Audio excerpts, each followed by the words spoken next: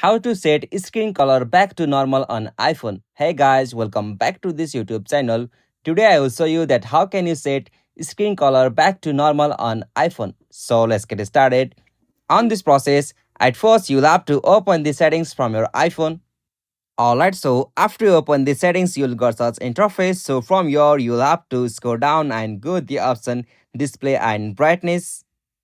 And from this section you will be able to find the options on appearance section, light and dark, so you can as usual change your appearance from light to dark. So simply from here you can choose any on this option, light and dark. So after you choose and disable the feature from here, you'll have to again scroll down at the bottom and you can also go the option like true tone. So you can also change your tone of your screen or display by tapping on this true tone option. So in this way you can set your screen color back to normal, or you can change the display color of your iPhone. So this is the easiest and simplest method.